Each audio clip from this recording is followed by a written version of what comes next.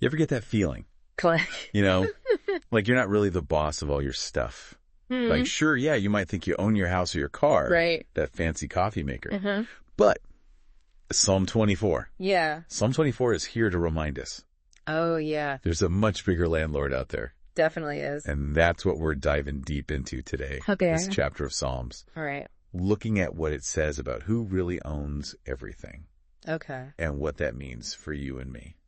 Sounds good. So it's a powerful statement right from the first verse. Yeah, how so? The earth is the Lord's and everything in it. It is. Not just the land, but everybody on it. Absolutely. And this isn't just some poetic flourish, you know. Right. It really challenges how we think about ownership and achievement.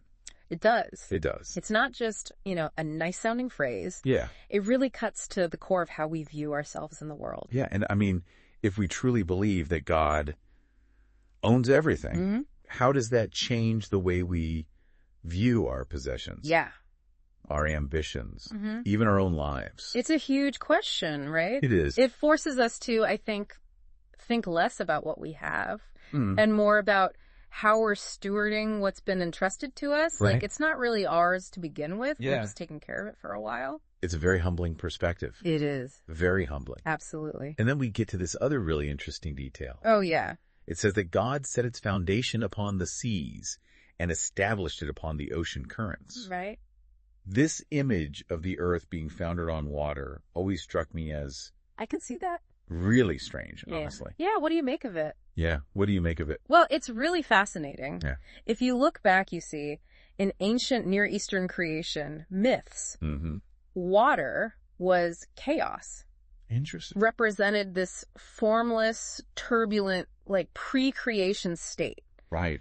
So when the psalmist says that God founded the earth on the waters, he's highlighting God's power to bring order and stability out of that chaos. Interesting. God is in control even of the most unpredictable elements. I see that. Yeah. So it's like, it's like saying that even the very foundations of our world rest in God's hands. Yeah, good. That's powerful. It really is. And so then this idea of God's ownership leads to a really crucial question. What's that?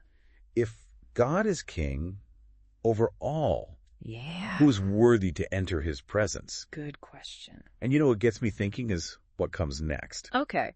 We get this holiness checklist in verses 3 and 4. Clean hands, a pure heart, not lifting your soul to what is false, not swearing deceitfully. It's a high bar. Yeah, it's a pretty high bar. It is. It's intimidating even. Yeah, but it's not just about outward actions, right? Like, it's easy to focus on what we do, but this is deeper. Yeah. It's about the inner state of our hearts. Yeah. Our motivations, our integrity. So true. These qualities aren't just rules. Right. It's a reflection of a life that's aligned with God's will. I mean, how often do we focus on the doing rather than the being? All the time, I think. Like we try to check off the boxes instead of cultivating a genuine heart posture. That's a good point. It's so easy to get caught up in outward appearances. It is. But true holiness, Yeah. it has to start with the inner transformation of our hearts. That's where it begins. Absolutely. Yeah. And for those who do strive for this inner alignment, those who seek his face, Yeah. verse 5 offers a powerful promise. Okay. Blessing and vindication from God. That's a big deal, It is. especially back then. Yeah, in the psalmist's time. Yeah.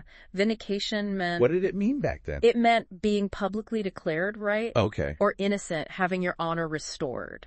That's so different from how we think about it today. It is, but Yeah. for us today, though, Yeah. it can also point to that deep sense of peace and rightness that comes from being in a right relationship with God, Yeah, it's about, like spiritual restoration. it's not just about escaping punishment. Right. It's about being made whole. It is. It's about being brought back into that right relationship with God. Absolutely. And that right relationship with God Yeah.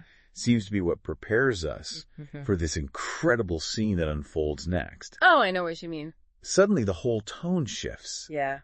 We get this incredibly vivid picture in verses 7 through 10 of a king arriving. Okay. Lift up your heads, you gates. Be lifted up, you ancient doors, that the King of glory may come in. powerful imagery. There's so much anticipation and excitement in that passage. It's like a victory parade. It is. For the ultimate king. Yeah, and then the question is asked. Yeah. Who is this King of Glory? Right. And the answer comes loud and clear. Yeah. And who is it? It's the Lord, strong and mighty. Their Lord. Victorious in battle. Powerful. But I always get stuck on this one little detail. What's that? Why the repetition? The call for the gates to open happens twice. It does. Is it just for dramatic effect? It could be. Or is there something else going on? I think it's more than just for show, yeah. Yeah. The first call could be about his power, Oh. like as a warrior. Okay. But then the second one emphasizes his authority as the Lord of hosts, Okay. the one who commands the armies of heaven. Lord of Heaven's armies. Yeah.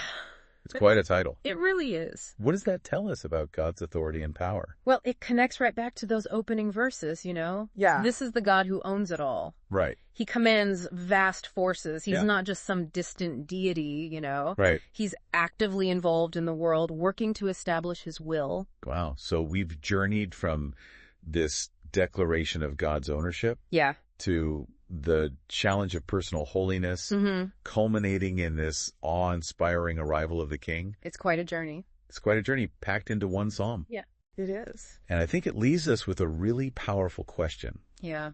What's that? If God really is this Lord of Heaven's armies, Yeah.